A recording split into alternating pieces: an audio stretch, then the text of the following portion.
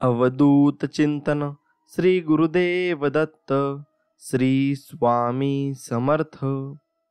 मित्रांनो, असेच आध्यात्मिक आणि प्रेमळ संदेश प्राप्त करण्यासाठी आत्ताच आपल्या चॅनलला नक्की सबस्क्राईब करा। हे स्वामी समर्था, तू सदा सर्व काळ माझ्या हृदयास निवास करतो आहे। तू मला हृदयातून सतत मार्गदर्शन देतो आहेस। पण हे स्वामी राया, हे समर्था, माझे हे चंचल मन मला तुझ्यापासून दूर नेते, माझे चित्त स्थिर ठेवत नाही। हे गुरुराया स्वामी समर्था, माझ्यावर कृपा करा।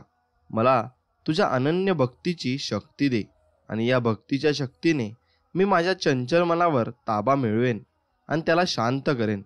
त्याला सुद्धा तुझ्या नामाची गोडी लावेन आणि तू जे जे कर्मसंकेत देतो आहेस आणि जे मला तू सांगत आहेस, तू जे जे हुकूम देतो आहेस त्याचे पालन मी नक्कीच करेन आणि तुला अपेक्षित जीवनाची अभिव्यक्ती करेन आणि तुलाच माझा गुरु बनवेन। हे स्वामी समर्था, तू माझी आई आहेस आणि माऊली आहेस, गुरु आहेस आणि पिता आहेस। मला नक्कीच मार्गदर्शन कर, मला प्रेरणा दे आणि तुझा सहवास मला नक्कीच लाभू दे। त्याने माझे जीवन सार्थक होऊन जाईल। मित्रांनो, तुमचा जर स्वामींवर विश्वास असेल तर नक्कीच कमेंट सेक्शनमध्ये श्री स्वामी समर्थ, जय जय स्वामी समर्थ लिहायला विसरू नका। आणि हो, तुमच्या मनातली इच्छा नक्कीच कमेंटमध्ये टाईप करा, म्हणजे मी स्वामींचरणी एवढीच प्रार्थना करील की तुमची इच्छा नक्कीच पूर्ण हो आणि स्वामी तुम्हाला नक्कीच सुखात ठेवो। मित्रांनो, व्हिडिओला एक लाईक नक्कीच करा। मित्रांनो, स्वामी म्हणतात, एखाद्याला दुःख देऊन माझ्याकडे स्वतःसाठी प्रार्थना करू नका, पण एखाद्या व्यक्तीला क्षणभरही आनंद देत असाल तर स्वतःच्या सुखाची अजिबात काळजी करू नका। मी ते तुमच्या मार्गात जरूर आणेल, म्हणून तुम्ही दुसऱ्याचं चांगलं विचार करा आणि चांगलं चिता, मी तुमचंही चांगलंच चितेन। म्हणून स्वामी म्हणतात, नक्कीच तुम्ही माणसं जपा आणि माणुसकीसुद्धा नक्कीच जपा। प्रत्येक दिवस हा सारखा नक्कीच नसतो। सुख दुःख हे कालचक्र नेहमी चालूच असते, म्हणून कोणत्याच दिवशी खचून जाऊ नका। एक मात्र लक्षात ठेवा, दिवस जरी सारखे नसले तरी प्रत्येक दिवशी स्वामी समर्थ आपल्या सोबत आहेत आणि ते आपल्या पाठीशी राहतात। खूप विचार करून एक दिवस नशिबाला विचारलं की तू सगळ्यांना एवढं दुःख का देतोस? नशिबानेही हसून उत्तर दिलं की मी देताना तर सगळ्यांना सुखच देतो, पण तुम्ही सगळेजण एकमेकांचं सुख पाहून दुःख ओढून घेता, त्यात माझा काय दोष?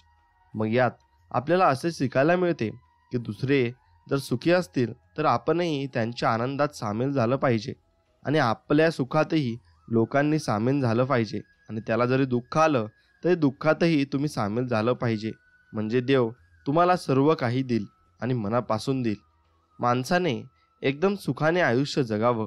काल आपल्याबरोबर काय घडलं याचा विचार करण्यापेक्षा उद्या आपल्याला काय घडवायचं आहे याचा विचार करा, कारण आपण फक्त गेलेले दिवस मोजण्यासाठी नाही तर उरलेले दिवस आनंदाने घालवायला जन्माला आलोय आणि ते दिवस तुम्ही नक्कीच आनंदाने घालवले पाहिजे, तरच तुमच्या जीवनाला अर्थ उरतो। नाही तर मग सगळीकडे स्वार्थ हा आहेच, म्हणून तुम्ही स्वार्थी बनू नका। अर्थपूर्ण जीवन जगा आणि आनंदाने जगा। यशस्वी होण्याचा एक उत्तम पर्याय आहे, दुसऱ्यांचं भलं झालेलं पाहण्याची ताकद आपल्या मनात असली पाहिजे। मग दुसऱ्यांचं भलं झालेलं पाहिलं आणि आपल्याला चांगलं वाटलं तर देव आपल्याला तसंच देतो आणि आपल्याला जर वाईट वाटलं मग ते आपलं कर्म आपण फेडत असतो। मग स्वामी म्हणतात आपल्याला, आम्ही असताना काळजी कसली करतोस रे? तुझं काम फक्त माझ्यावर अढळ विश्वास ठेवून नामस्मरण करणं आहे। तुझ्या आयुष्याचा कार्यभार आणि कारभार वाहण्यास आम्ही समर्थ आहोत, म्हणूनच आम्हाला श्री स्वामी समर्थ म्हणतात, असे स्वामी तुम्हाला सांगत आहेत। मग तुमचा आहे ना स्वामींवर विश्वास? मग नक्कीच कमेंट करून टाईप करा, श्री स्वामी समर्थ, जय जय स्वामी समर्थ। कर्माची परतफेड ही करावीच लागते, त्यासाठी कर्म करताना नेहमी सजग होऊन कर्म करा, कारण ब्रह्मांडातील कोणताही नियम बदलू शकतो पण कर्माचा सिद्धांत कधीच बदलू शकत नाही। उशिराच का होईना कर्माचं फळ हे मिळणारच आणि कर्म करत असताना आपण देवाला भिलो पाहिजे। जसं आपण श्रद्धेने आणि पूर्ण निर्मळ मनाने देवाची भक्ती करत असतो, तसेच कर्म करत असताना तुम्ही लक्षपूर्वक कर्म केले पाहिजे। वाईट कर्म अजिबात तुमच्या हातून घडून देऊ नका. त्याचे परिणाम तुम्हाला वाईट पाहायला मिळतील. आमच्या घरात देवघर आहे असे म्हणण्यापेक्षा मित्रांनो, देवाने दिलेल्या घरात आम्ही राहतो ही भावना असावी. आणि देवाने आपल्याला काहीतरी दिलं पाहिजे म्हणून मंदिरात जाऊ नये, तर देवाने आपल्याला खूप काही दिलंय म्हणून मंदिरात जावे आणि देवाचे नक्कीच आभार मानावे. देव आपल्याला सर्व काही देत असतो, मग ती छोट्यातली छोटी गोष्ट असो किंवा मोठ्यातली मोठी गोष्ट असतो. सर्व काही देव आपल्याला मनापासून देत असतो. जो माणूस कष्टाला लाजत नाही ना, त्याला जगात यशस्वी होण्यापासून कोणीही थांबवू शकत नाही. म्हणून नक्कीच मित्रांनो, जीवनात कष्ट हे करावेच लागतात आणि ते प्रत्येकाला करावे लागतात. म्हणून कष्टाला कधी लाजू नका आणि परिस्थिती सुधारल्यावर कधी माजू नका, म्हणजे देव तुमच्या नक्कीच सोबत राहील. परमात्मा कधीच कुणाचे भाग्य लिहित नाही. आयुष्याच्या प्रत्येक वळणावर आपले विचार, आपले व्यवहार आणि आपले कर्मच आपले भाग्य लिहित असतात. म्हणून आपले व्यवहार आणि आपले कर्म कसे आहेत हे पडताळून तुम्ही नक्कीच पाहिलं पाहिजे आणि त्यानुसार तुम्हाला फळ मिळेल याची अपेक्षा तुम्ही ठेवली पाहिजे. नाहीतर तुम्ही वाईट कर्म कराल आणि चांगल्या फळाची अपेक्षा ठेवाल, मग तसं तुम्हाला कधीच मिळणार नाही. आयुष्यात शांत राहण्याचा एकमेव मार्ग म्हणजे ज्या गोष्टी आपण बदलू शकत नाही त्याबद्दल विचार करणे सोडून देणे. म्हणून आपण ज्या गोष्टी बदलू शकतो त्याकडे आपण लक्ष दिले पाहिजे. ज्या गोष्टी आपण बदलू शकत नाही किंवा त्या चेंज करू शकत नाही, मग त्याकडे विचार करून फायदा काय. मग तुमचा तो मौल्यवान वेळ तुम्ही दुसऱ्या कामात घातला पाहिजे आणि तिथून तुम्ही सर्व काही प्राप्त करू शकता. कितीही कमावून ठेवले ना तरी बाकी ही शून्य राहते आणि संकटाच्या वेळी कामाला येते आपल्या कर्माने फाटवलेलं पुण्य. म्हणून नेहमी पुण्य जास्त करा आणि साठवणूक कमी करा. जेवढं जास्त पुण्य असेल देव तेवढं तुम्हाला देत राहील आणि तुम्ही भरपूर मोठे व्हाल. म्हणून मित्रांनो, कठीण रस्तेच नेहमी सुंदर ठिकाणी पोहोचवतात आणि सुंदर निसर्गाचा आपल्याला आस्वाद देत असतात. म्हणून कधी तुम्ही कठीण काळात असला तर देवाचे भले माना की देव तुम्हाला चांगली वेळ आणण्यापूर्वी कठीण रस्ते देत असतो आणि ते रस्ते दिले तर देवाचे आभार माना, कारण तुम्हाला लवकरच तुमच्या जीवनात एक काहीतरी नवीन चांगली बातमी मिळणार आहे. जीवनात पैसा कधी मिळवता येतो, पण निघून गेलेली वेळ आणि व्यक्ती पुन्हा मिळवता येत नाही. म्हणून नक्कीच तुम्ही वेळेला जपा आणि माणसांना देखील जपा. मग वेळ जितकी महत्त्वाची आहे तितकेच माणसे जपणे सुद्धा नक्कीच महत्त्वाचं आहे. जर स्वामींचे नाव तुमच्या ओठांवर आणि स्वामी तुमच्या मनात असतील तर घाबरता कशाला. काहीही झालं तरी स्वामी तुमच्या पाठीशी नक्की राहतील. मग ते तुमच्यावर दुःख आलं तरी तुमच्या पाठीशी राहतील आणि जर सुख आलं तरी पण तुमच्या पाठीशी राहतील. मग तुम्ही भिण्याचं कारणच उरत नाही. नको करू उगाच माणसा गर्व ऐश्वर्याचा. ऐश्वर हे तुझ्याजवळ थोड्या क्षणासाठी. करशील माझे मनोभावे नामस्मरण तर मी असेल तुझ्या पाठी जन्मोजन्मासाठी. असं वचन स्वामी आपल्याला देत आहेत आणि म्हणत आहेत, आपण जर नामस्मरण केलं तर जन्मोजन्मी ते आपल्या सोबत राहतील. मग नुसतं म्हणून फायदा नाही की स्वामी माझ्या सोबत राहा, पण असं करण्याने तुमच्यासोबत स्वामी नक्कीच राहतील. आणि ते करणं म्हणजे नामस्मरण करणं होय. ज्यांना धन कमवायचंय त्यांना कण सुद्धा वाया घालू नये आणि ज्यांना ज्ञान कमवायचंय त्यांनी एक क्षण सुद्धा वाया घालू नये. ते लवकरात लवकर शिकून घेणं महत्त्वाचं असतं आणि ते शिकून घेतलं की मग जीवन जगायची मजा फार वेगळीच असते. मित्रांनो, चिंतेप्रमाणे शरीराचे शोषण दुसरे कोणीही करू शकत नाही. चिंता नको, चिंतन करा. चिंता करण्यात वेळ वाया घालवू नका.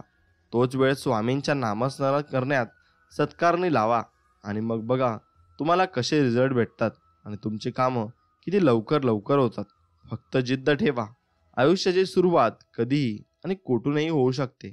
म्हणून लक्षात ठेवा, स्वामी चमत्कार कुठूनही आणि कसाही करू शकतात. फक्त आपण त्यांच्यावर विश्वास ठेवला पाहिजे. जर विश्वास पूर्ण भक्कम असेल तर स्वामी हे आपल्यावर चमत्कार नक्कीच करतील आणि त्यांचा चमत्कार झाल्याने आपले जीवन हे नक्कीच सुधारेल. मित्रांनो, मन हलके करायचे असेल ना तर स्वामींजवळ करा, कारण आपल्या प्रत्येक प्रश्नाचे उत्तर त्यांच्याकडे आहे. म्हणून म्हणा, श्री स्वामी समर्थ, जय जय स्वामी समर्थ असे म्हणल्याने स्वामी आपल्या पाठीशी नक्कीच राहतात आणि ते आपल्या सानिध्यात राहतात, कारण आपण त्यांचं नामस्मरण करत असतो. हे म्हणा, कर्मकष्ट मेहनत करण्यासाठी कोणती कसर करू नकोस. थोडासुद्धा आळस कंटाळा करू नकोस. अखंड निरंतरपणे कर्म करत राहा. बघ, योग्य वेळी स्वामी तुझ्या कर्माचे फळ नक्कीच तुला देतील. मग ते फळ देत असताना स्वामी कसलाही विचार करणार नाही. तुला त्याचं फळ देताना एकदम प्रेमाने आणि निर्मळ मनाने देतील. मग तू ते स्वीकारायला नक्कीच तयार राहा. मित्रांनो, तुम्ही तुमच्या जीवनात भरपूर कष्ट भोगवत आहात, तर स्वामी तुमच्या नक्कीच पाठीशी राहतील. कारण ते प्रारब्ध आणि तुमचे कर्म मिटवू शकत नाही, पण तुमच्या कष्टाच्या काळात ते तुमच्या सोबत नक्कीच असू शकतात. स्वामीकडे तुमचा भार कमी व्हावा यासाठी प्रार्थना नक्कीच करू नका. तो भार पेलून नेण्यास तुमचे खांदे अजून मजबूत व्हावे म्हणून प्रार्थना करा. कारण कर्म हे तुम्हालाच फेडायचे आहे. स्वामींना फक्त म्हणा की माझ्या मदतीला या, आणि मदतीला याल तेव्हा फक्त मला तुमचा सहवास लाभू द्या. मग मी बघा कोणत्या ना मोठ्या संकटातून कसं बाहेर पडतो ते. मित्रांनो, रडू तर येत होतं, पण डोळ्यात ते दिसत नव्हतं. चेहरा कोरडा होता, पण मन मात्र भिजलं होतं. कारण डोळे पाहणारे बरेच असतात, पण मनातलं जाणून घेणारे फक्त सद्गुरू श्री स्वामी समर्थच असतात. आणि ते भरपूर ब्रह्मांडाचे स्वामी आहेत आणि सर्व लोकांचे स्वामी आहेत. आणि ते ब्रह्मांड नायक आहेत. म्हणून ते सर्वांच्या मनातलं ओळखतात आणि त्यांचे जे काही संकट असतील ते निवारतात. मित्रांनो, आपल्या हातून चांगले काम होतात तेव्हा समजून जा की ही किमया स्वामींची आहे. आणि इतरांना झालेला त्रास पाहून आपल्याला जर त्रास होत असला तर समजून जा आपलं मन स्वामीमय होत आहे. आणि जीवनात सुख दुःख येणारच, पण सुख आल्यावर स्वामींना विसरू नका. आणि दुःख आल्यावर मुखातून स्वामी नाम नक्कीच घ्या. आणि स्वामी नाम घेताना तुम्ही ते मनापासून नक्कीच घेतलं पाहिजे. नक्कीच ते यशस्वी ठरेल. मग बघा, सुखाची पुरणपोळी आणि दुःखाची होळी कशी होते ती. स्वामी म्हणतात, जेव्हा तू चांगलं काम करशील तेव्हा मी तुझ्या सोबत आहे, आणि वाईट काम करताना मात्र लक्ष असू दे, कारण स्वामी तुला बघत आहेत. आणि ही प्रचिती तुम्हाला तेव्हा नक्कीच मिळेल जेव्हा तुम्ही स्वामींचं नामस्मरण कराल. आयुष्यात एकदा इतका मोठा पाऊस पडावा की इगो सगळा वाहून जावा आणि अहंकार सगळा वाहून जावा. आयुष्यात एकदा इतकं कडक ऊन पडावं की जवळच्या सावलीचं महत्त्व कळावं, आणि ते महत्त्व कळल्यावर आपल्या जीवनाचं महत्त्व कळावं. आयुष्यात एकदा पुन्हा शाळा अशी भरावी की प्रत्येकाला त्याचे लहानपण कायमचे लक्षात राहावे. आणि मग ती शाळा शिकत असताना आपण भरपूर काही अनुभव घेतो आणि त्यातून शिकत जातो. मग आपल्याला मोठेपणी आपल्याला सर्व काही प्राप्त करण्यासाठी त्या गोष्टी आठवाव्या लागतात. आयुष्यात एकदा असे जगावे की आपले जगणे पाहून इतरांना जगण्याची मौज कळाली पाहिजे आणि मौज वाटली पाहिजे. म्हणून आपलं जीवन हे आपण चांगलं बनवलं पाहिजे, आणि ते तितकंच महत्त्वाचं आहे. नामाने पापी माणसे पुण्यवान म्हणतात. पूर्वी पडलेले अपराध नाम नाहीसे करते. वाया गेलेल्या माणसांना नाम तारते. नाम हा सर्व प्रार्थनांचा, सेवेचा, पूजेचा राजा आहे. नामाच्या आनंदापुढे त्याला प्रारब्धाची किंमत राहत नाही आणि संकटे तुमच्यावर येत नाही. नामाचे सामर्थ्य फार विलक्षण आणि मोठे आहे, आणि ते सामर्थ्य जगत असताना तुम्ही फक्त चांगले कर्म करा. वेळ काढून बोलणं व वेळ घालवण्यासाठी बोलणं एवढा फरक समजला की आयुष्य तुम्हाला नक्कीच कळेल. मग तुम्ही नक्कीच माणसं ओळखण्यास तरबेज व्हाल. आणि माणसं जर एकदा तुम्ही ओळखलीत तर मग तुम्हाला कोणीच आयुष्यात यशस्वी होण्यापासून थांबवू शकत नाही. कारण माणसे ओळखणे हा खूप मोठा मुद्दा आहे, आणि तो तुम्हाला जमलेला आहे. मित्रांनो, स्वप्न पाहणे फार फायद्याचं असत नाही. तुम्हाला ज्या हव्या आहेत, जशा हव्या आहेत तशाच पाहता येतात गोष्टी. मग भविष्यात डोकावता येतं, भूतकाळात रमता येतं, आणि मनासारखं नसलेच काही तरी हे शेवटच नाही. वाची खाली असतेच, मग खुर्ची तर दिशासुद्धा दिसते पुढच्या प्रवासाची. नाहीतर आपलंच आयुष्य दिसत राहतं चित्रपटासारखं, आणि संतपणे एक एक रीळ उलगडत गेल्यासारखं. आपण असतो ज्युरी, तथस्थ्य किंवा प्रेक्षक, भान हरपलेले. स्वप्न आपल्याला सांगू पाहत असतात, आणि काही आपण त्यांना सांगू दिलं तर. पण आपल्यातला हुकुमशहा तो मात्र स्वप्नात सुद्धा जागाच असतो. बोलक्या स्वप्नांना तो लागलीच गप्प करतो, आणि हळूहळू मग स्वप्ने मुकी होत जातात. आपल्या अडाणीपणाला स्वप्नातच हसत राहतात, आणि मग आपले स्वप्न हे तुटून आपण जागृत होत असतो, आणि आपल्याला जाग येत असते. कारण आपण झोपेतच स्वप्न बघत असतो. मित्रांनो, मनात आठवणी गर्दी करतात तेव्हा हसतमुखानं त्या यांना म्हणावं या, आणि उंच मखमली आसनं देऊन प्रेमानं बसा म्हणावं. स्नानापन्न झाल्या की हळूच विचारावं काय घेणार. त्याही बेट्या मिश्किल आणि निष्पाप बालक मनाचा आव आणून विचारतील काय देणार. मोकळेपणानं उत्तर द्यावं मागाल ते तुमचंच. मग एक हळूच म्हणेल डोळा द्या, पुन्हा पुन्हा आमच्याकडे वळून पाहणारे. दुसरी म्हणेल हात द्या, न थरता आम्हाला पकडून ठेवणारे. तिसरी म्हणेल शब्द द्या, इंद्रधनुष्यातील रंग आमच्यावर उधळणारे. पण कुणाला कोणीच होऊ देऊ नये, शब्द तर मुळीच देऊ नयेत. चौथी पाचवी सगळ्या होतील पुढं, पण मनभरातल्या गळ्यात नुकतंच म्हणावं. डोळे मिटून घ्यावेत आणि सगळ्यांना कुरवाळीत मनाच्या तळमहालात झोपून टाकावं. पुन्हा कधीतरी अशीच गर्दी करण्यासाठी मग तुम्ही प्रत्येक माणसाला हे शोधत असता आणि मग तेव्हा आपल्याला ते मिळत नाहीत. मित्रांनो, म्हणून माणसं जपायला नक्कीच शिका. माहिती नाही काय जादू असते. स्वामी महाराजांच्या चरणात नमस्कार करायला जितके खाली वागतो तितकेच मोठं झाल्यासारखं वाटतं आणि तितकंच क्षीण झाल्यासारखं वाटतं. मित्रांनो, जेव्हा अनन्य भक्ती प्रत्यक्षात कृतीत येते तेव्हा तिचे रूपांतर सेवेत होते. आणि जेव्हा स्वामींना असे पात्र शरीर भेटते तेव्हा स्वामी महाराज त्या शरीरामार्फत भक्तीचा प्रसाद वाटण्याचे कार्य सुरू करतात. आणि त्या शरीरामध्ये भक्ती, विश्वास, साहस, रचनात्मकता आणि कृतज्ञता आणि ईश्वरीय गुण चमकतात. या शरीरालाच सेवेकरी असे म्हणतात आणि ते सेवेकरी हे स्वामींचे असतात. म्हणून मित्रांनो, तुम्ही स्वामींची सेवा करत असाल तर मग तुम्ही खूप श्रेष्ठ काम करत आहात. आणि त्या कामासाठी तुम्हाला भरपूर काही वेळ मर्यादा असते आणि तुम्हाला भरपूर काही देवाची सेवा करायला लागते. जो भगवंताच्या प्रेमात रमला तो खात्रीने सुखी बनला, कारण त्याची देहबुद्धी पळून जाते. म्हणून भगवंताला अशा प्रेमाने आळवावे की त्याच्या डोळ्यात पाणी यावे. आणि आळवताना आपल्या डोळ्यात पाणी आले की भगवंताच्या डोळ्यात पाणी नक्कीच येते, कारण ते आपल्यावर आईसारखं प्रेम करत असतात. आणि आईसारखं प्रेम करत असताना त्यांच्या मनात आपल्याविषयी कोणतीही शंका नसते व कोणतंही काहीच नसते. एवढं लक्षात ठेवा. रूप अस्तित्वात येण्यापूर्वी नाम होते आणि रूप गेल्यानंतर आजही नाम शिल्लक आहे. देशकालाच्या पलीकडे जे कायम टिकते ते सत्य होय. आणि प्रत्यक्ष आकाराला आलेली अनेक रूपे नाहीशी झाली तरी त्यांचे नाव टिकून राहते. म्हणून नक्कीच नामस्मरण तुम्ही केले पाहिजे. समुद्र हा सर्वांसाठी सारखाच असतो. काही जण त्यातून मोती उचलतात, काही जण त्यातून मासे घेतात, तर काही जण त्यातून आपले पाय ओले करतात. हे विश्व पण सर्वांसाठी सारखेच आहे. फक्त त्यातून तुम्ही काय घेतात हे महत्त्वाचे आहे. म्हणून तुम्ही घेण्याला जास्त महत्त्व आहे. तुम्ही लोकांकडून काय घेतले पाहिजे, चांगल्या गोष्टी घेतल्या पाहिजे की वाईट गोष्टी घेतल्या पाहिजे, हे तुमच्यावर अवलंबून असते. मग तुम्ही जे घ्याल तसतसे हे जीवन तुमच्यासोबत घडत जाईल आणि तुमचे जीवन तसे बदलत जाईल. परिस्थिती बदलली की आपली मनस्थिती नक्कीच बदला. तर याची गोष्ट मी तुम्हाला सांगतो. गुरुला शिष्य म्हणाला, गुरुदेव, एक व्यक्तीने आश्रमाला गाय भेट दिली आहे. गुरु म्हणाले, बरं झालं, दूध प्यायला मिळेल. एका आठवड्यानंतर शिष्याने गुरुला सांगितलं, ज्याने गाय दिली होती ती व्यक्ती आपली गाय परत घेऊन गेला. गुरु म्हणाले, बरं झालं, शेण उचलण्याचा त्रास वाचला.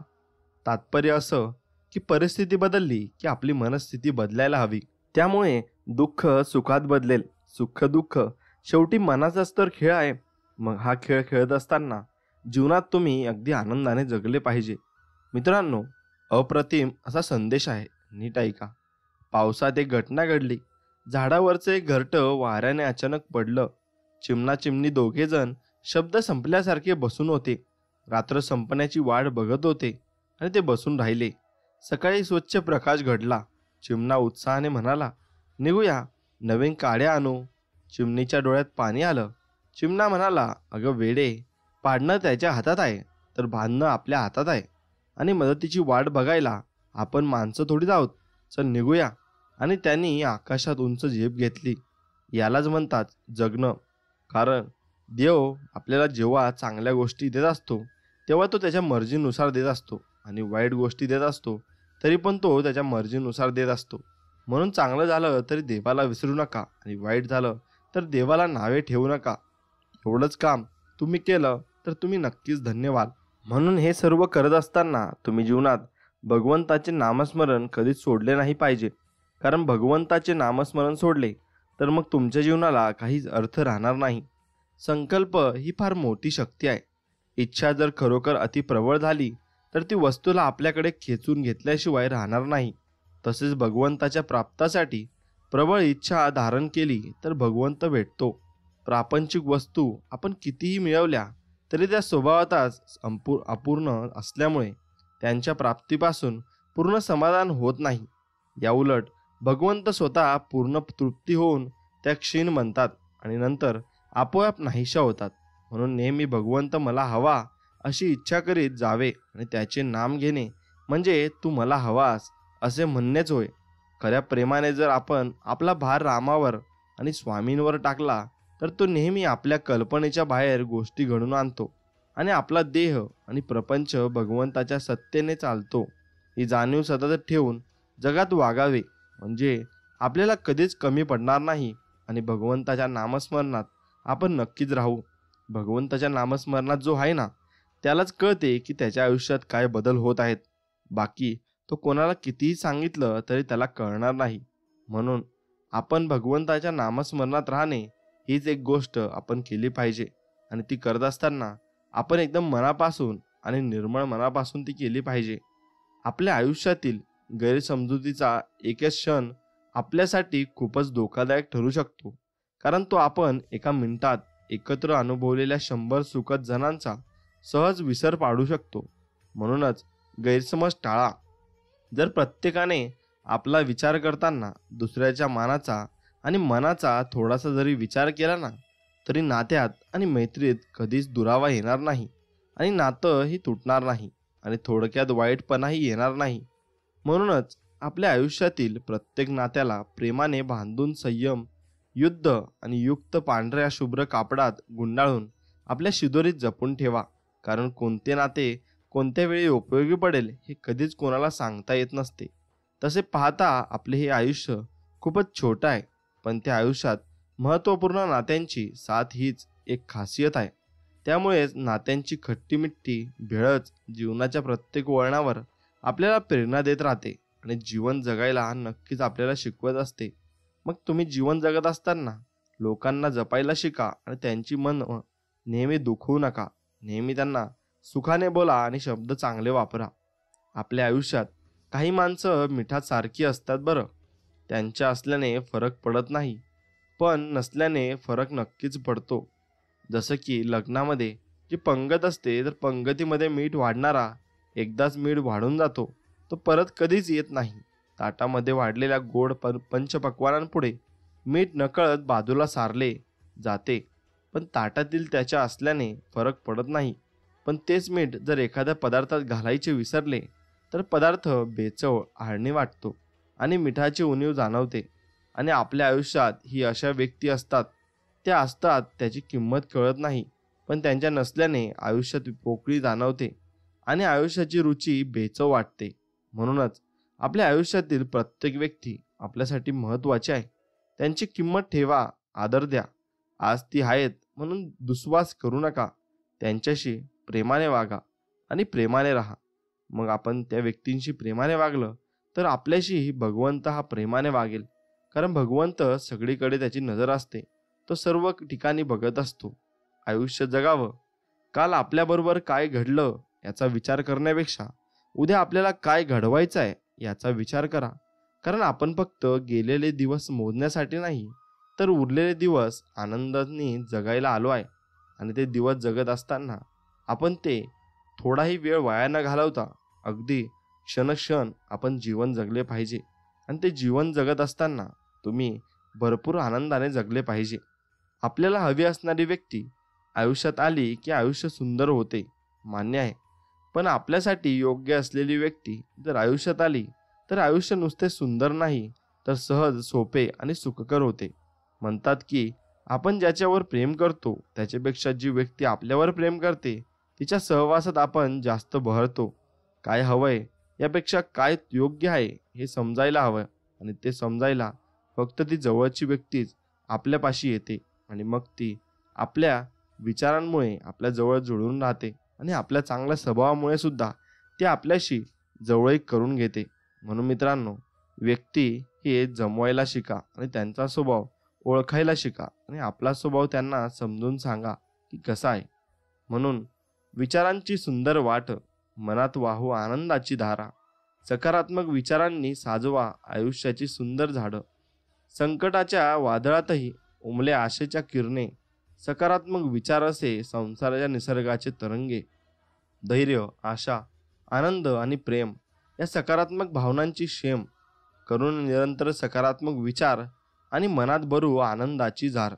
असं जीवन आपण जगलं पाहिजे. मित्रांनो, जीवनाची शर्यत असते. त्याची एक कविता मी तुम्हाला म्हणून दाखवतो. जीवनाची एक शर्यत, मात्र ठेवा लक्षात ठेवा, हरल्यावर तुम्ही वाळून घेतलेले प्रत्येक पाऊल ते एक अनुभव आहे. नक्कीच हारण्याची भीती आहे, पण तुम्ही जितके सामर्थ्याने लढतात त्याचे महत्त्व आहे. जीवनात सुख दुःख आहेत, पण आपल्या चेहऱ्यावर आनंदाची उजळणी आहे. ती सांगते की तुम्ही जिंकलात. हे जीवन आहे, एकदाच मिळते. त्याचा आनंद घेण्यासाठी अजून किती म्हणजे किती अवकाश आहे. तर आव्हान घेऊन चला आपल्या स्वप्नांना साकार करण्यासाठी. जीवन एक अग्रयात्रा आहे आणि ती तुम्ही जगली पाहिजे. जीवनाचा आहे एक प्रवास, ज्याचा आरंभ आहे प्रकाशाचा अनुभवास. भविष्यात काय होईल चिंता करून काय फायदा. मनातल्या भीतीला घालवा स्वप्नांची योग्य दिशा दया. अति विचारांना थांबवा, श्रमांना महत्त्व द्या आणि आपल्या दिव्यत्वाचा आविष्कार. स्वतःला दया प्रेमाचा अधिकार.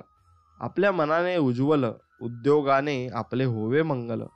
आयुष्य या चढत्या मार्गाची गोष्ट, यशाचे शिखर चढ होईल घोष्ट. आणि आशा आहे तुमच्या मनातली यशाच्या शिखरावर निरंतर स्फूर्ती. म्हणून तुम्ही अशी स्फूर्ती या जगासमोर दाखवली पाहिजे.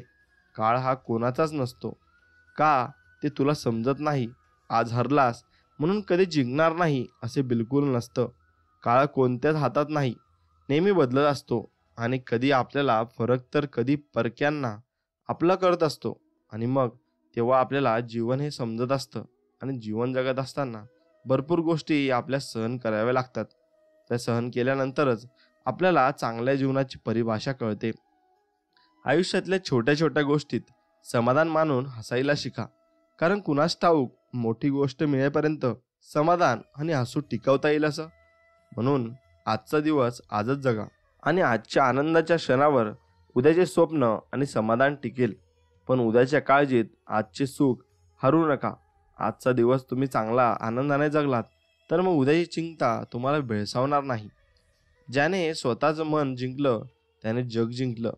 कोणत्याही मनुष्याची सध्याची स्थिती पाहून त्याच्या भविष्याची टर उडू नका. कारण काळ इतका ताकदवान आहे की तो एका सामान्य कोळशालाही हळूहळू हिरा बदलतो.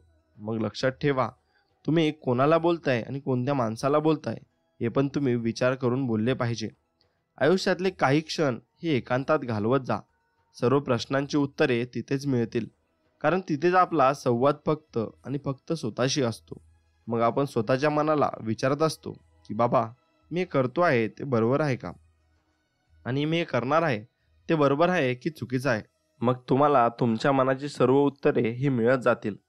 आयुष्यातील सर्वात मोठा आनंद म्हणजे जे तुम्हाला जमणार नाही असं लोकांना वाटतं ना, ते करून दाखवणं आणि ते जिंकून दाखवणं. यात सर्वात मोठा आनंद आहे. ज्यांना तुमच्या अश्रूची किंमत कळत नाही त्यांच्यासाठी रडू नका.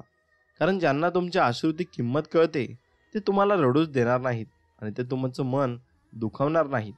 आयुष्यामध्ये ज्या गोष्टी बदलणाऱ्यासारख्या नाहीत त्यांना स्वीकारा आणि करेला शिका. म्हणून त्या गोष्टी तुम्ही जर स्वीकार कराल तर नक्कीच तुम्ही त्यांच्यातून भरपूर काही शिकाल.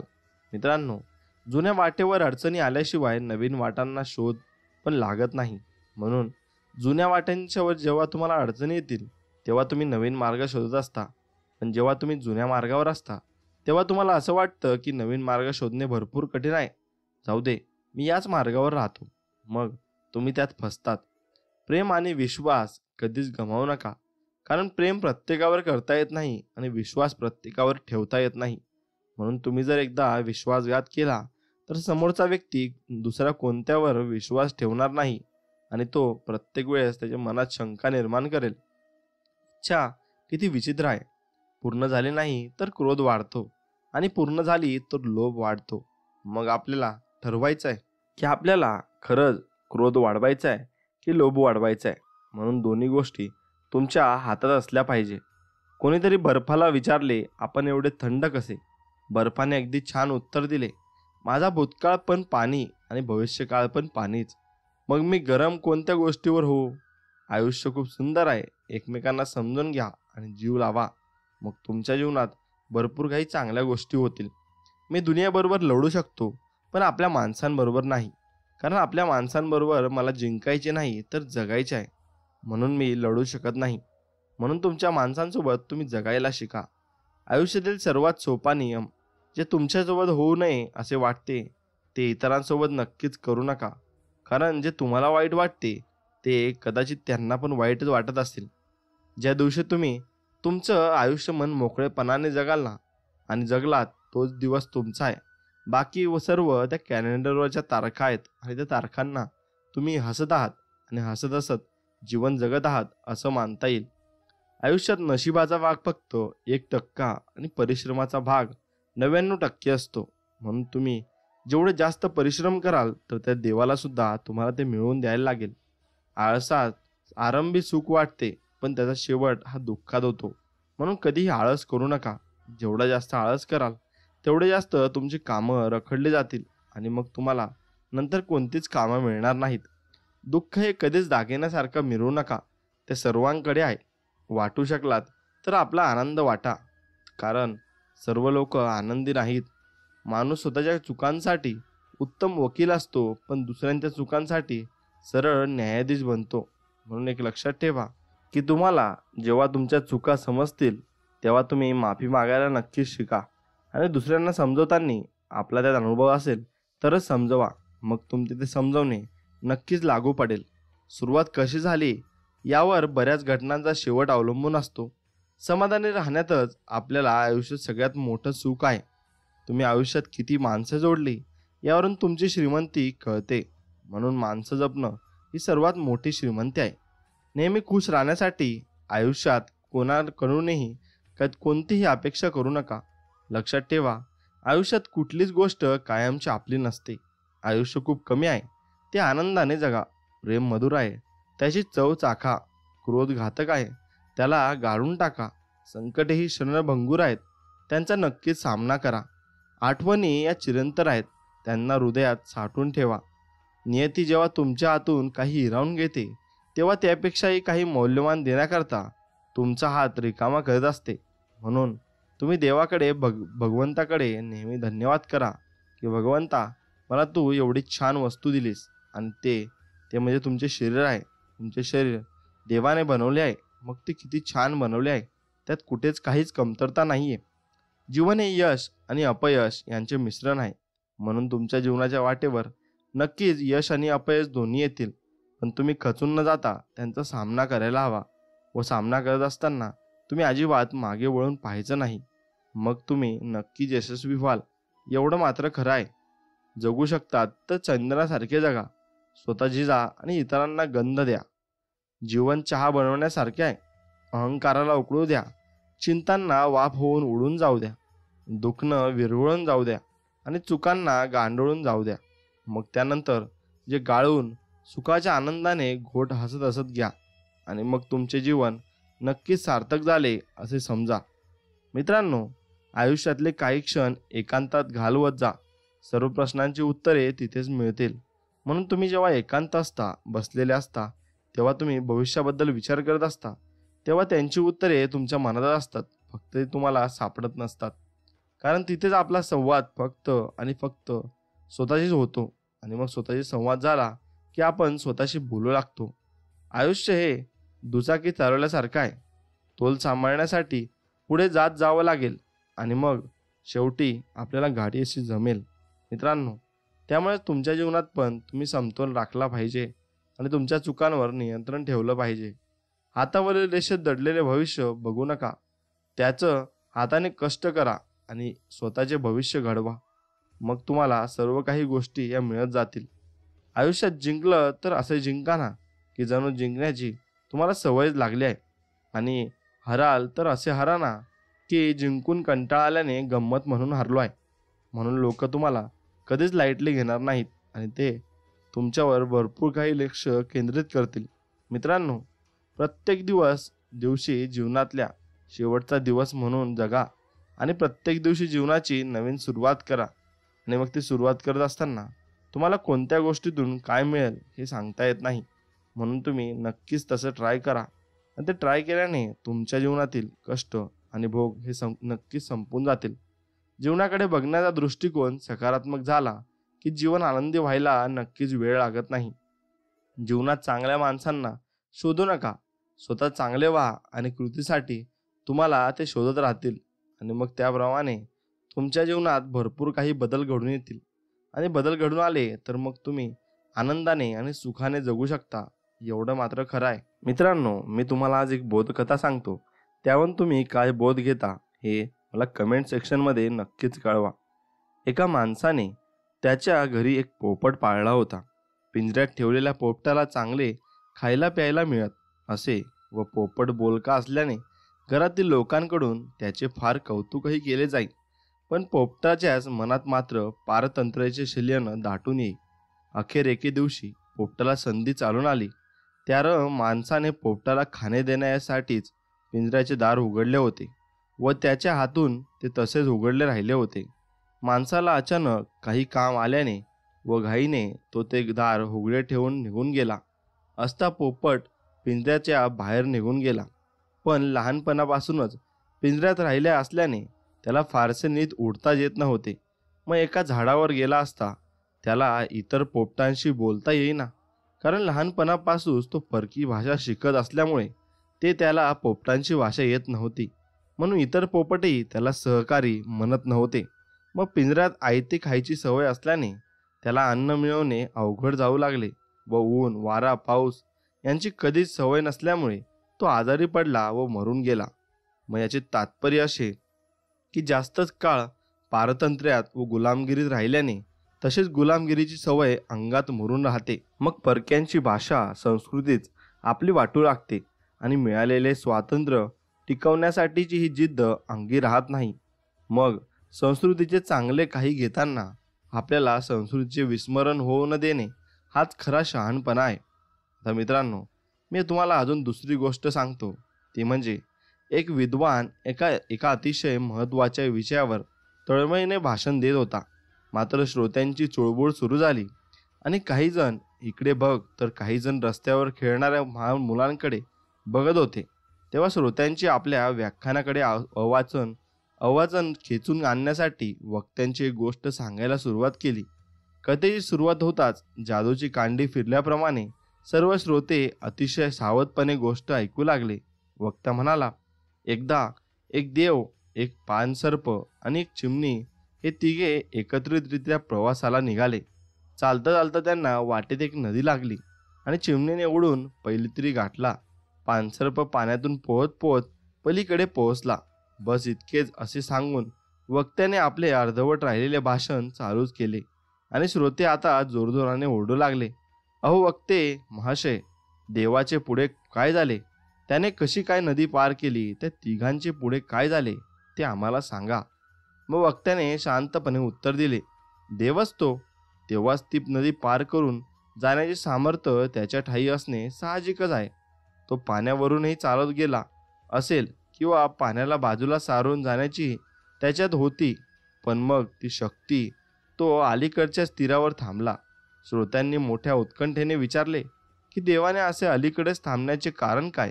यावर वक्ता म्हणाला, ज्या मूर्खांना महत्त्वाच्या विषयावरचे असणारे व्याख्यान आवडतात, मनोरंजक गोष्टी आवडतात, त्या मूर्खांचा विचार करत देव नदी किनारी बसून आहे. जर तुम्ही या महत्त्वाच्या विषयाबद्दल माझे विचार ऐकून त्यावर काही महत्त्वाचे उपाय केले व आपल्या राजाला वाचविले तर देव निश्चितच पलीकडच्या तीरावर निघून जाईल. मग वक्त्याच्या चतुरपणा कामी आला व श्रोत्यांनी पुढील व्याख्यान शांतपणे ऐकून घेतले. मग मित्रांनो, यातून आपल्याला काय शिकायला मिळते तर ते असे की काही वेळेस आपल्या चांगल्या व देशहिताच्या योजना लोकांच्या गळी उतरवण्यासाठी युक्तिप्रयुक्तीचा वापर हा करावाच लागतो आणि वर्तमानपत्रातून संग्रहित असं काहीतरी त्यांना सांगावं लागतं.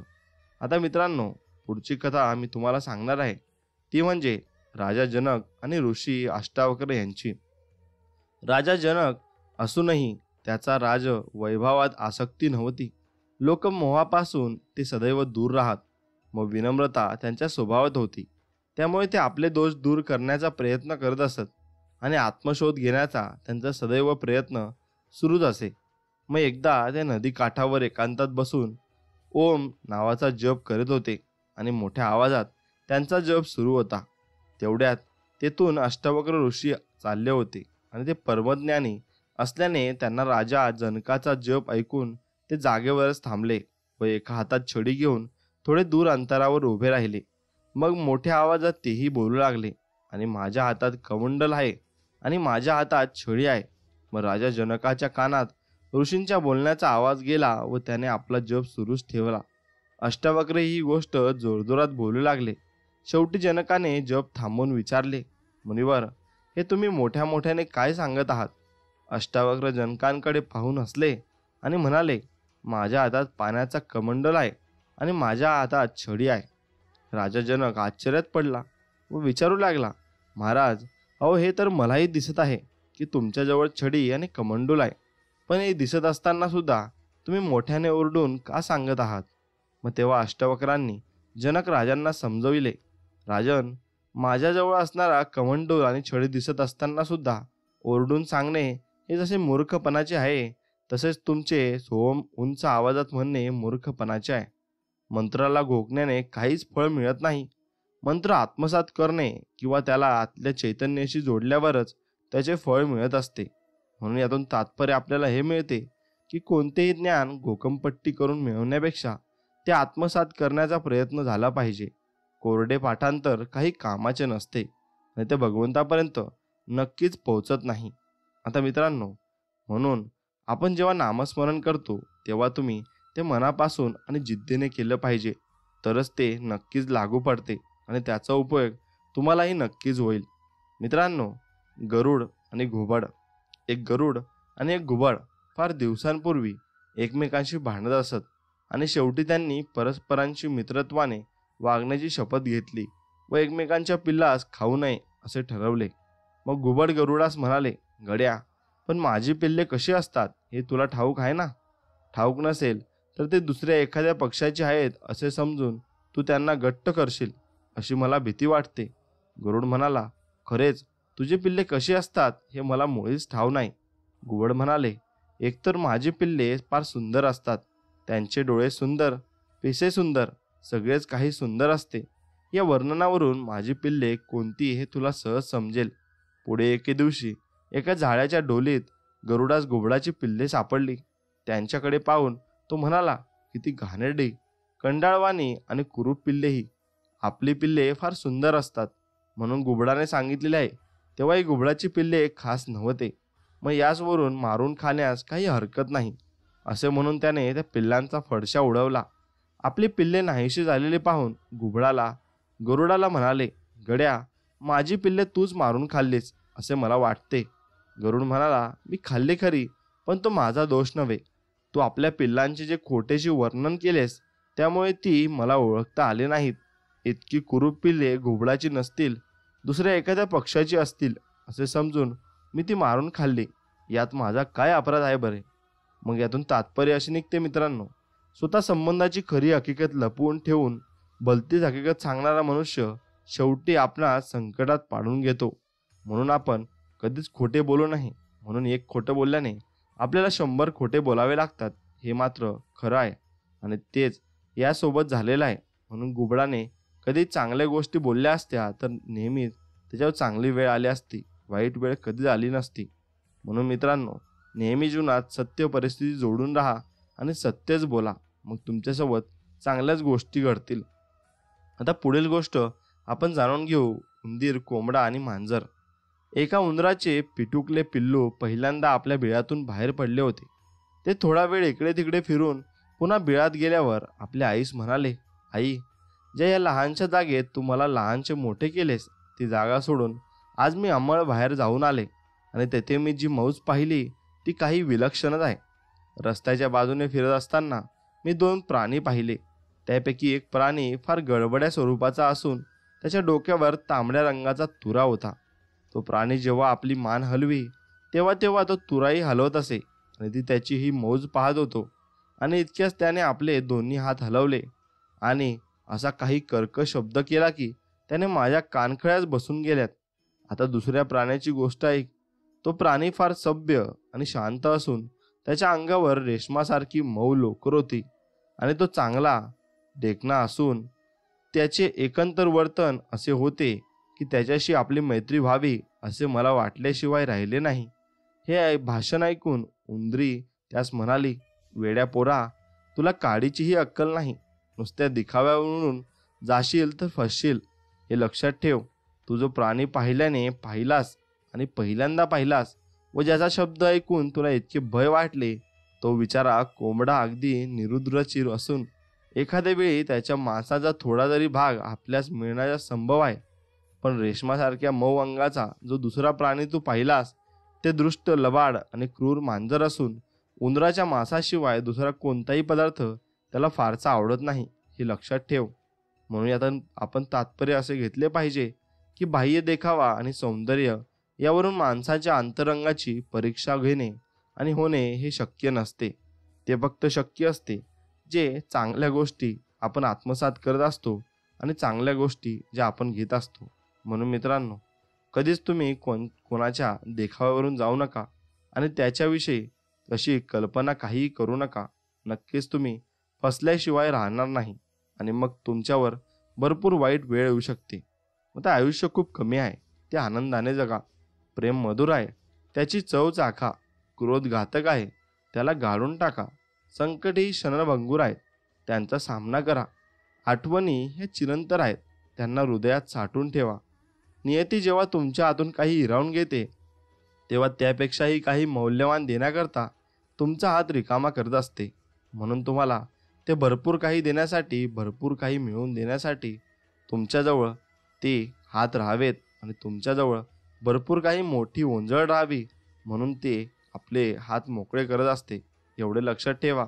म्हणजे तुमचे सर्व काही लक्षात येऊन जाईल आणि मग तुम्हाला सर्व काही ज्ञान होईल. मित्रांनो, आता मी तुम्हाला पुढची गोष्ट सांगेल की गर्वाचे घर खाली असते. भीम हा सर्वात बलशाली पांडव होता, पण त्याला आपल्या बाहुबलाचा गर्व झाला होता. एकदा काय झालं, खांद्यावर गदा टाकून तो वाटेत चालला होता. वाटेत त्याला एक म्हातारा वानर दिसला. त्याची लांब शेपूट वाटेवर आडवी पसरली होती. भीम म्हणाला, अरे तुझं शेपूट आखडून घे, वाटेत काय पसरून बसला आहेस? वानर नम्रतेने म्हणाले, मला म्हाताऱ्याला ते उचलता येत नाही, फार लांब लचक आहे ना, तूच उचलून ठेव ना. बाबा, भीम ते उचलू लागला तर ते उचले ना. गदा घालून फोल प्रयत्न केला तरी हलेना आणि भीमाची दमछान झाली. त्याने वानराची क्षमा मागितली व म्हणाला, तू खरा कोण आहेस मला सांग. मला माझ्या शक्तीचा गर्व झाला होता, मी पुन्हा गर्व करणार नाही. वानराने आपले खरे रूप प्रगट केले आणि तो होता प्रत्यक्ष महापराक्रमी रामभक्त हनुमान. आणि यातून तात्पर्य आपल्याला असे मिळते की गर्व कधी करू नये. गर्वाचे घर नेहमी खाली असते. म्हणून मित्रांनो, आयुष्यात तुम्ही कधीच अहंकार आणि गर्व आपला आत्मभान करू नका आणि त्याच्याशी जुळून राहू नका, नाही तर तुमचे सर्व गेले म्हणून समजा. म्हणून मित्रांनो, एकमेकांना सहाय्य करा आणि लोकांना मदत करा. लोक उद्योगी झाल्याशिवाय राष्ट्राचा विकास होत नाही. राजा विलक्षण प्रजेचे पुत्रवत पालन करीत असे, पण प्रजा आळशी असल्यामुळे तो चिंतित होता. दरबारातल्या वयोवृद्धांना त्याने विचारले, काय करावे म्हणजे प्रजा कार्यप्रवण होईल? तेव्हा एका वृद्धाने सांगितले, त्याप्रमाणे त्याने केले. गजबजलेल्या रस्त्यात एक मोठा दगड ठेवला. जाणारे येणारे दगडाच्या बाजूने जाऊ लागले व दगड ठेवणाऱ्याची निंदा करू लागले, पण दगड हलवण्याचे कोणत्याही मनात आले नाही. काही दिवसांनी एक माणूस त्या मार्गाने चालला होता. कोणालाही नावे न ठेवता त्याने खूप खटपटीने दगड हलवला. सर्वांची अडचण दूर झाली. राजाने दरबारात त्याचा सत्कार केला. खूप लोक जमले होते. राजाला म्हणाला, पाहणाऱ्याचे उदाहरण आणि मी राजा खरा, पण लोकांच्या सह्याखेरीज, कष्टखेरीज मी एकटा राज्य वैभवशाली करू शकणार नाही. आजही आपण अशाच प्रसंगातून जातो आहोत, नाहीत का? मग लक्षात ठेवा, यातून आपल्याला तात्पर्य काय मिळते? एकमेकांना मदत केली तर कामे सोपी होतात आणि मग त्यातून आपल्याला मिळणारे हे आपण सर्व वाटून नक्कीच खाऊ शकतो. मित्रांनो, निरीक्षण हे खूप महत्त्वाचे असते. आता याची गोष्ट मी तुम्हाला सांगतो. प्राध्यापकांनी एक दिवस विद्यार्थ्याची सूक्ष्म निरीक्षण शक्ती आणि किळस सोसण्याची क्षमता पाहण्यासाठी एक प्रयोग केला. विद्यार्थ्यांना म्हणाले, या काचेच्या वाटीत घाणेरडे पाणी आहे. मी वाटीत बोट बुडवून तोंडात घालणार आहे आणि प्रत्येकाने पाहून तसेच करायचे. तिटकारा दर्शवायचा नाही. सरांनी वाटीत बोट बुडवून चाखले आणि पाठोपाठ एकामागून एक विद्यार्थिनी ते गढूळ पाणी काहीशा अनिश्चिततेने चाखले.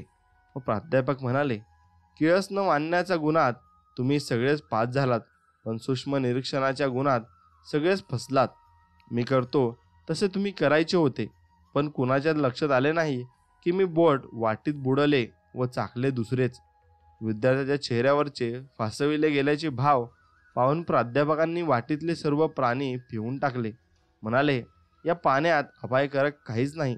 आता विद्यार्थी खुश झाले. आता यातून तात्पर्य आपण काय घेतले पाहिजे की प्रयोगातून अप्रिय सत्य बाहेर आले तरी ते मनोमन पटते व त्यातूनच यशाचा मार्ग खुला होतो. म्हणून आपण प्रत्येक गोष्टीचं निरीक्षण केलंच पाहिजे आणि निरीक्षण करत असताना तुम्ही समोरची व्यक्ती कशी आहे आणि तिचा स्वभाव कसा आहे हे देखील पारखून घेतले पाहिजे. मग तुम्हाला त्याच्याविषयी सर्व काही कळेल आणि मग तुम्ही सर्व काही गोष्टीत नक्कीच पारंगत व्हाल. मित्रांनो, त्यामुळे तुम्ही सर्व काही करून भरपूर गोष्टी प्राप्त करू शकता आणि मग तुमच्या लहान सहानग्या आयुष्यात तुम्ही काही गोष्टी विसरून जाऊ शकता. म्हणजे तुम्ही काही लोकांना एकदम माफ करू शकता आणि माफ केल्याने तुमचे मन हे मोठे असते आणि मोठे मन हे भरपूर काही शिकून जाते आणि भरपूर काही लोकांना त्या मनामुळे भरपूर काही गोष्टी लवकर समजत असतात. मित्रांनो, स्वामी समर्थांची ही कथा आहे ती आपण नक्कीच जाणून घेऊ. स्वप्नातून खऱ्या भक्तांना श्री स्वामी समर्थ हे प्रसाद देत असतात. अहमदनगर जिल्ह्यात पारनेर गावी यशवंतराव महादेव भोसेकर म्हणून एक सरकारी नोकर होते. ते ऋग्वेदी सात्विक ब्राह्मण होते.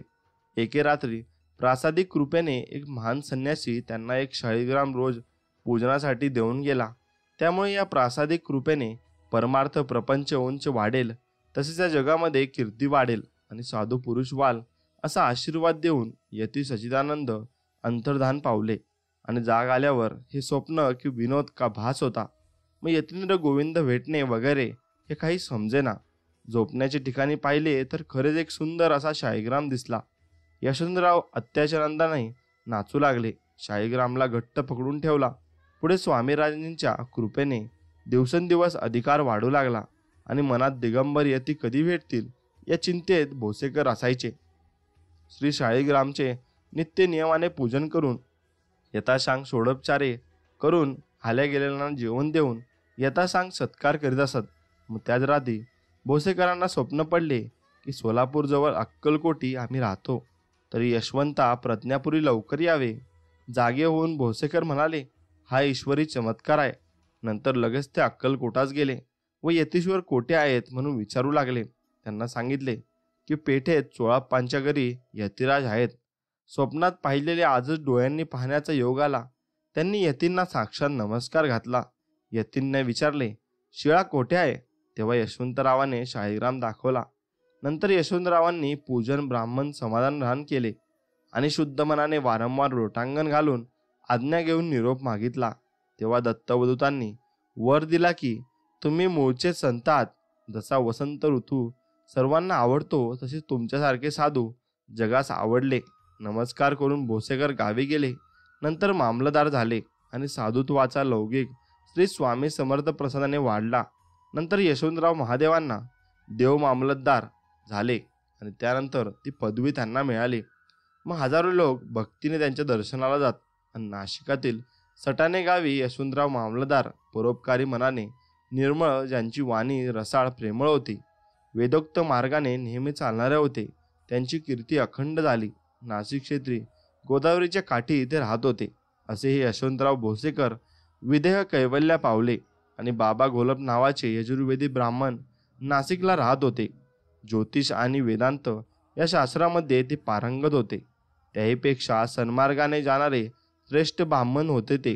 मग त्यांना एकदा गोदेच्या घाटावर यती वेशात दत्तागिरी नारी भेटले आणि त्यांचे बाबांनी नमून चरण धरले आणि म्हणाले, आपण अवतारिकता दिसता.